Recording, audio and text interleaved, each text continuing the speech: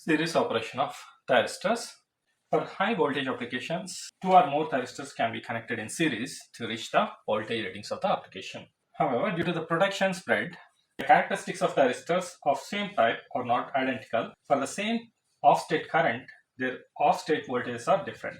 In case of a diode, only the reverse blocking voltage have to be shared, whereas for thyristor, the voltage sharing networks are required for both reverse and off-state conditions. The voltage sharing is normally accomplished by connecting resistors across each thyristors as shown.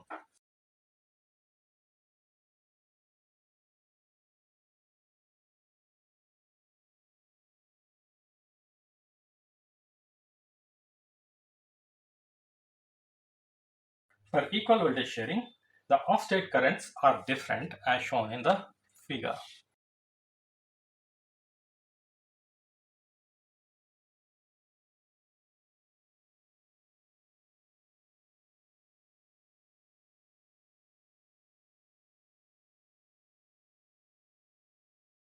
In this, off-state current of thyristor 1 is less than off-state current of thyristor 2. Assume that we have n number of thyristors in a string where thyristor 1 is having the off-state current of ID1 and the remaining thyristors T2, T3, T4 up to Tn is having same off-state currents, that's ID1 equals to ID3 equals to and so on IDN.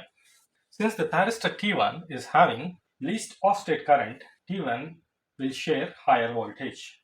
If I1 is the current through the resistor R across the T1 and the currents through other resistors are I2, I3, I4 up to IN all are equal. Now the off-state current spread is given by delta ID equals to I D2 minus I D1, which is nothing but IT minus I2 minus IT plus I1, which is equals to I1 minus I2, from which I2 is given by I1 minus delta ID. The voltage across the thyristor P1 is VD1, which equals to I1R. Using the Kirchhoff's voltage law, the string voltage Vs is given by the voltage across the thyristor 1 plus the voltage across remaining thyristors, that is Ns minus 1 of I2, or since I2 equals to I3 equals to I4 equals to IN. If you simplify this is VD1 plus, substitute the value of I2 from the O equation, then Ns minus 1 of I1 minus delta ID of R. VD1 plus Ns minus 1 I1R minus delta IDR. This is nothing but VD1. So if you multiply these, you are going to get Ns VD1 minus VD1 and VD1, which equals to minus the second term is Ns minus 1 of delta ID of R, from which you can write Ns VD1 minus Ns minus 1 of delta ID R. This is Vs. Then from which VD1 is equals to Vs plus n minus 1 of delta IDR divided by Ns. Now this is VD1 is nothing but the voltage across the thyristor T1, and this will be maximum when ID is maximum, since all the other terms are constant. Vs is constant, Ns is constant, that is the number of thyristors in a string, and R is resistance, which is also a constant. So for ID1 equals to 0, delta ID is given by ID2 minus ID1 is 0. Here's the worst steady state voltage across the thyristor T1. Vts max is given by Vs plus Ns minus 1 delta ID2 R divided by Ns.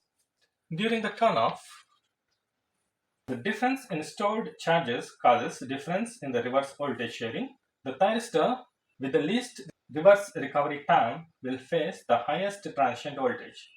The junction capacitances, which controls the transient voltage distributions, will not be adequate, and it is normally necessary to connect a capacitor across each thyristor and R1 to limit the discharge current.